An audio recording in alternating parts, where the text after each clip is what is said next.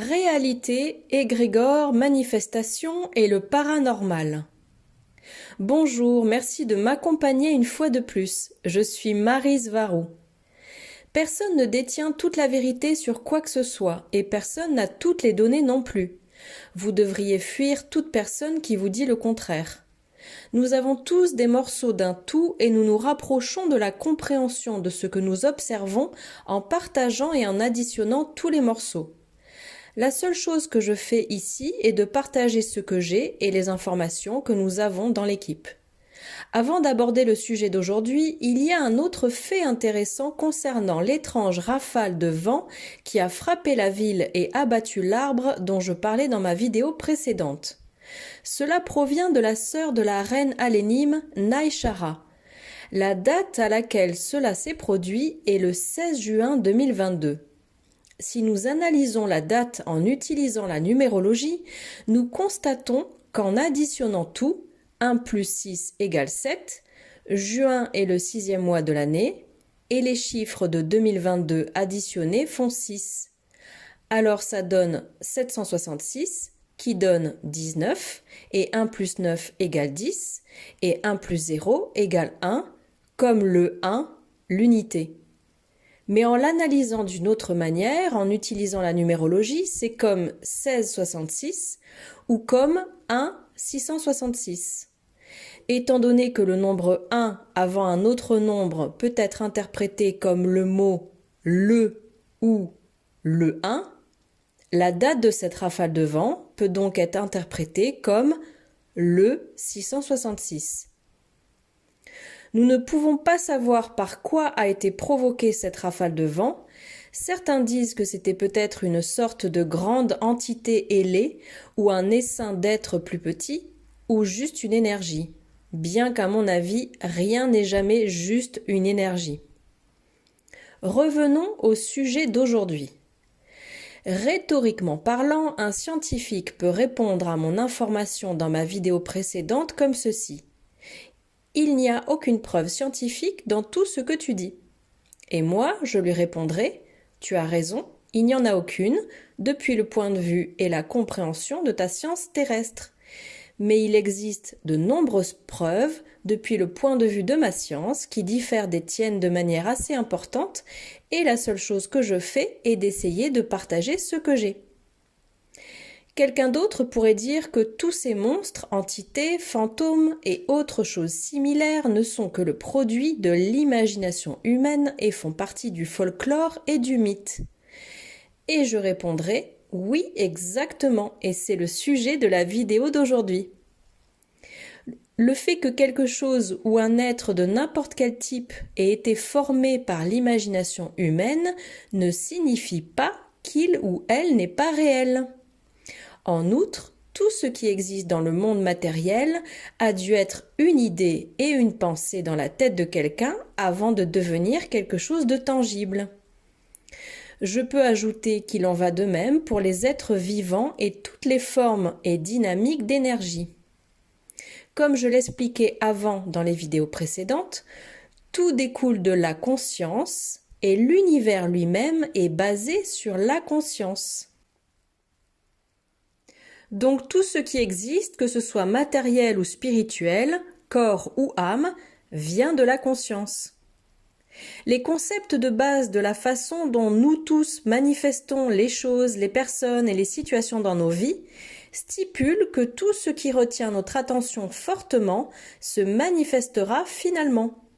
Et j'ai même entendu dire qu'il suffit de 17 secondes de concentration complète sur quelque chose pour que cela commence à se créer ou à se manifester. C'est là que la manifestation des entités monstrueuses et des fantômes entre en jeu. Lorsque les gens croient fermement en l'existence de quelque chose, celle-ci commence à se manifester et à entrer dans ce que l'on appelle la réalité matérielle. Cela peut être créé par un seul individu sensible ou même plus facilement par un collectif, parce que dans ce cas, plusieurs personnes transmettent le même concept ou schéma de pensée au champ d'énergie potentiel. C'est même ainsi que toute la matrice sur Terre et ailleurs a été créée. Et c'est ainsi que nous-mêmes avons été créés, car nous sommes une manifestation provenant d'un schéma de pensée que maintient la source conscience universelle. Nos égos ne sont rien d'autre que les concepts qui nous constituent et nous forment et auxquels la conscience source a développé des attachements.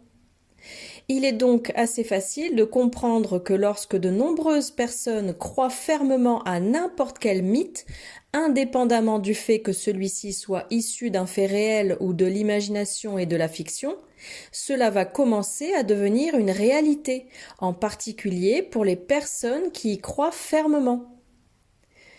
Parce que de toute façon, qu'est-ce que la réalité ? Hier, je parlais de cela avec Yazis Varou. Elle a mentionné qu'elle avait écouté les enseignements d'un professeur moine bouddhiste de haut niveau qui affirmait que l'ego était une tentative personnelle de se différencier soi-même de la réalité. Et il ne cessait de parler de la réalité comme d'une sorte de vérité dure et fondamentale. Aussi bien Yazi que moi sommes totalement en désaccord avec ça parce que nous ne considérons pas qu'il y a une vérité dure et universelle.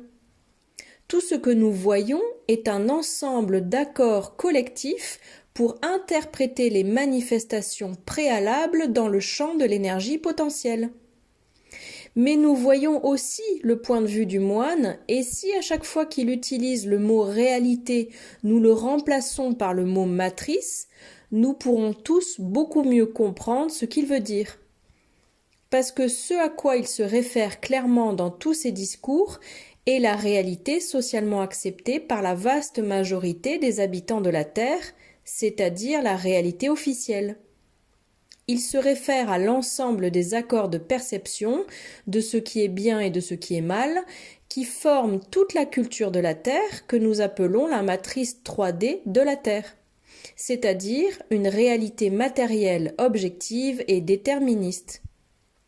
Ce que le moine disait n'est pas pertinent ici, je suis juste en train de l'utiliser comme un exemple. Il parlait des mêmes concepts spirituels que les moines bouddhistes transmettent tout le temps, et je ne l'attaque pas. Si une personne ne comprenait pas l'ensemble des concepts qui constituent la perception d'une autre personne, elles se trouveraient toutes les deux dans des mondes différents que l'on pourrait même appeler des réalités parallèles. Y compris des personnes partageant la même table peuvent se trouver dans des réalités différentes. Et je sais que la plupart d'entre vous, chers Starseed, savez exactement de quoi je parle. Votre chère famille qui pense d'une certaine façon, avec ses propres attachements aux idées. Et vous, vous les comprenez, mais en même temps vous savez, percevez et voyez beaucoup plus. Et beaucoup plus pourrait être une grave sous-estimation. Il se peut que ta famille, tes parents, ne voient aucune raison pour laquelle tu puisses te sentir triste à l'intérieur, par exemple. Pourtant, tu as tout pour être heureux, te diront-ils, n'est-ce pas? Mais toi, tu as tes propres raisons valables d'être triste à l'intérieur, ou heureux, ou tout ce que tu voudras ressentir. Ce que je veux dire, c'est que la réalité est une perception individuelle, et que le fait d'imposer une réalité à une autre n'est rien d'autre que de la manipulation et du harcèlement. Le manque de compréhension, d'empathie et de communication de part et d'autre est ce qui génère les concepts de dualité « je suis meilleur que toi » et, en fin de compte, c'est ce qui déclenche et cause tous les conflits. Même le concept fondamental et évident que tout le monde a un point de vue différent peut être utilisé pour comprendre ce point. N'importe quelle chose qui retient notre attention et sur laquelle nous nous concentrons vraiment, que ce soit personnellement ou collectivement, se réalisera et se manifestera même en dehors de la compréhension de la science. Car sur Terre, la science n'a pas encore atteint le niveau lui permettant d'au moins commencer à traiter ce type de concept. Tant que quelqu'un se concentre suffisamment sur quelque chose avec suffisamment d'énergie créatrice, cela se manifestera et cela prendra plus ou moins de temps selon l'idée que le sujet se fait du niveau de complication de sa réalisation, de si c'est réalisable ou non. Manifester une nouvelle voiture est tout aussi difficile que manifester une paire de chaussettes. Mais les personnes qui ont un ensemble d'idées qui forment un système de croyances limité interpréteront une voiture comme étant plus difficile à manifester qu'une paire de chaussettes. C'est donc ce qu'ils obtiendront. La voiture sera en effet plus difficile à obtenir. Et pourtant, il n'y a aucune raison pour que ce soit le cas.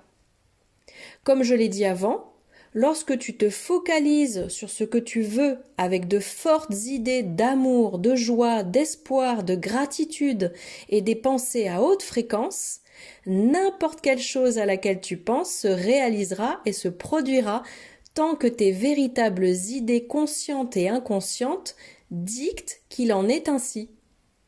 Je parle des idées que tu as sur sa difficulté de réalisation, d'où tu penses que doit provenir ce que tu veux, quand ça arrivera, etc. Mais de la même manière que tu manifestes des choses agréables avec tes bonnes pensées, la même chose se produit avec les mauvaises pensées, comme je l'ai dit avant. Ces pensées utilisent la peur pour te forcer à te concentrer davantage sur ce que tu crains, t'apportant encore plus de cela, provoquant un cercle vicieux dont il peut être difficile de sortir.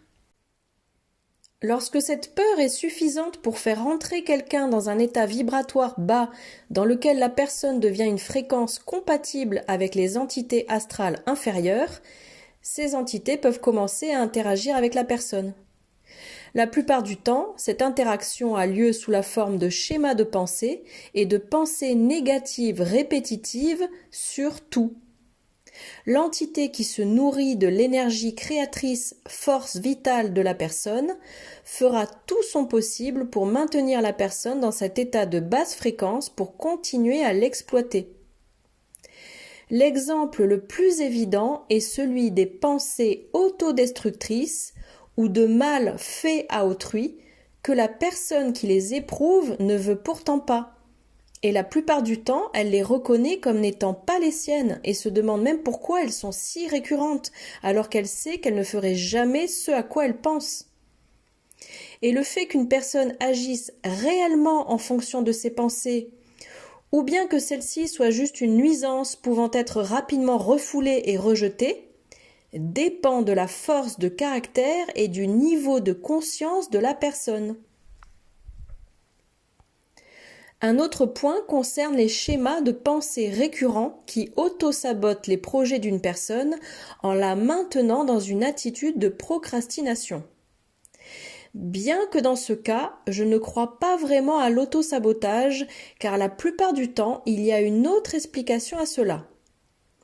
Dans ce cas, les besoins et les désirs réels d'une personne ne sont pas ce que la personne elle-même pense qu'elle devrait avoir besoin et vouloir. Par exemple, quelqu'un peut avoir besoin de trouver un emploi, mais continue de repousser sa recherche jour après jour. Cela pourrait ne pas être causé par de l'auto-sabotage, mais par le fait que cette personne donne vraiment la priorité à la liberté plutôt qu'à un emploi de 9h à 5h. Ceci est un exemple assez évident. Mais il existe de nombreuses autres situations qui ont l'apparence d'un auto-sabotage où la véritable cause et la vraie motivation de la personne sont de nature inconsciente et difficiles à détecter ou à comprendre. Donc, tout ce sur quoi nous nous concentrons, nous le faisons exister. Même le concept de monstre caché sous le lit que les enfants ont, parce qu'ils peuvent être très réels pour eux. C'est pourquoi nous devons tous faire attention à ce que nous pensons et transmettons au champ d'énergie potentiel. Et plus vous avez de conscience, plus vous vivez dans un royaume existentiel élevé et plus les choses se manifestent rapidement, qu'elles soient bonnes ou mauvaises. Parce que le champ d'énergie potentiel n'interprète pas si quelque chose est bon ou mauvais, il vous donne simplement ce que vous demandez avec votre attention. Une plus grande conscience signifie que votre esprit conscient et inconscient traite plus de données. Cela signifie une plus grande interaction énergétique avec le champ et cela signifie également que vous avez un plus grand pouvoir d'influence sur ce champ d'énergie potentielle que vous créez pour vous-même et que vous expérimentez comme si vous y viviez.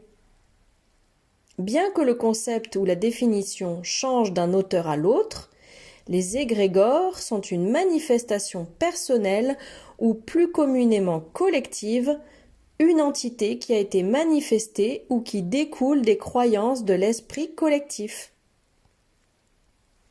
L'étymologie grecque du mot égrégore signifie être réveillé ou veillé.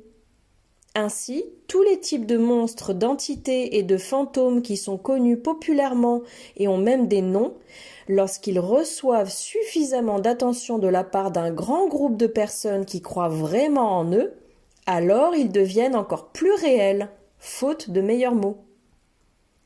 Et la plupart des histoires qui sont à l'origine des concepts qui sont derrière ces monstres ont également une raison. Et la plupart du temps, ces monstres ont une histoire réelle derrière eux. Les égrégores ne sont pas juste une théorie. Depuis le point de vue de la compréhension des taïgésiens, non seulement ils sont très réels, mais en plus, lorsqu'on observe comment tout se manifeste à partir de la conscience et des idées auxquelles la conscience est attachée, au final, tout ce qui existe, en particulier nos corps, sont un égrégore. Alors pourquoi ce serait différent dans le cas des entités, des monstres et des fantômes? Les entités qui ont été formées en tant qu'égrégores peuvent ou non avoir leur propre pensée, mais la plupart d'entre eux agissent juste comme un programme, étant donné que ce qui dicte comment ils doivent agir est exactement la façon dont les personnes qui les ont manifestés attendent qu'ils agissent. Mais il y a de nombreuses entités qui vivent dans les royaumes astraux inférieurs et qui existent grâce à leur propre dynamique de maintien énergétique, quelque peu indépendamment des pouvoirs de manifestation des humains. Par exemple, les âmes qui un jour ont eu un corps et qui sont encore attachées au concept d'ego-identité qu'elles avaient quand elles étaient vivantes, et d'autres types d'animaux et de créatures astrales qui peuvent ne pas entrer dans la catégorie des entités égrégoriques créées par les humains, mais qui néanmoins dépendent toujours de l'attention créatrice ou se nourrissent de l'énergie de souffrance provenant d'organismes vivants dont l'âme est fortement connectée à la conscience, source originelle. Égrégores ou non, toutes ces créatures peuvent être considérées comme très dangereuses, mais rappelez-vous que si vous restez à l'écart de leur basse fréquence, vous devenez immunisé contre elles et intouchable. Il existe d'autres types de manifestations apparentées aux égrégores qui agissent de la même manière. Prenez mes prochaines paroles comme un avertissement. Tous les politiques, gouvernements et les pouvoirs humains officiels sont aussi des émanations de l'esprit collectif humain. Ils tirent leur validation et leur pouvoir de l'attention créatrice qu'ils reçoivent de la part de la population de la Terre. C'est pourquoi ils dépensent tant d'énergie, de temps et d'argent pour faire du lavage de cerveau et orienter la perception des masses pour que celles-ci croient ce qu'ils veulent qu'elles croient. Et ce sera toujours à leur avantage et non à celui de la population qu'ils ne nourrissent que de promesses vides et de miettes de pain pour la maintenir dans un état déterministe dans lequel il est facile de la manipuler. Quand le collectif humain cessera de leur accorder son attention et sa peur, ils perdront tout leur pouvoir. Tout ce qui leur permet d'exister est la valeur et l'interprétation que les gens leur donnent. Si les gens choisissent de ne plus les considérer, alors ils se transforment en rien et se dissolvent dans l'éther.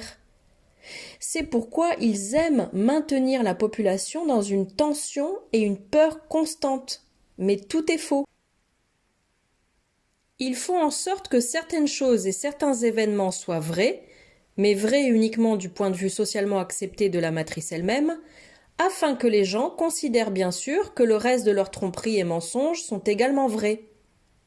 Mais ce ne sont que des mensonges, des tours de passe-passe et des illusions pour rester au pouvoir et pour conserver la matrice de la Terre telle qu'elle est, ou pour la faire évoluer davantage vers quelque chose qui leur profite encore plus, ainsi qu'aux entités obscures qu'ils servent. Ce que l'on appelle le monde réel est beaucoup plus compliqué que ce que le récit officiel veut vous faire croire. Il est considéré comme une réalité uniquement parce qu'il maintient une séquence plus logique de cause à effet et une linéarité temporelle des événements par rapport au monde onirique par exemple. Mais plus vous comprenez et percevez d'autres royaumes existentiels, plus vous réalisez que votre réalité officiellement acceptée n'est rien d'autre qu'un état onirique ou un rêve. C'est juste un autre niveau du même jeu de conscience dans lequel la seule chose réelle est toi-même qui est en train d'observer. Mais tu n'es ni une personne, ni une chose, tu n'es ni un homme, ni une femme, tu n'es pas un être humain. Tu es en réalité un fragment de la source originelle fait de conscience créatrice. Et tu es aussi le grand tout, mais depuis ta propre perspective. Certains êtres sont suffisamment avancés et expansés spirituellement pour maintenir la conscience et l'expérience d'être dans le royaume des rêves. En même temps, ils maintiennent également leur conscience dans ce que vous pourriez appeler le monde matériel. Et simultanément, ils maintiennent la conscience d'être des êtres astraux avec une connexion élevée à la source originelle. Tout à la fois. Ce sont des êtres qui peuvent vous dire que lorsque vous pensez être dans votre monde de réalité matérielle, vous êtes en fait toujours en train de rêver. Et que lorsque vous rêvez de façon lucide, vous pouvez créer et modifier votre expérience uniquement avec la pensée et l'esprit. Et ces êtres ne ressemblent pas nécessairement à des êtres de lumière, mais plutôt à des personnes normales, ou même à des animaux. La plupart des gens ne peuvent pas les distinguer des autres parce que, comme toujours, chacun ne peut interpréter ce qu'il regarde que jusqu'au degré et niveau de conscience qu'il a. Et jamais au-delà, car au-delà de leur niveau de conscience, ils n'ont plus de contexte et plus de données. C'est ainsi que tout le monde a tendance à tout expliquer au niveau de sa propre compréhension. Et cela est particulièrement vrai pour la science officielle de la Terre. Alors soyez dans la sagesse, soyez aimants et respectueux de tous les êtres, car vous ne pouvez jamais savoir qui ou quoi se trouve à l'intérieur. Avec beaucoup d'amour, Maryse Varou.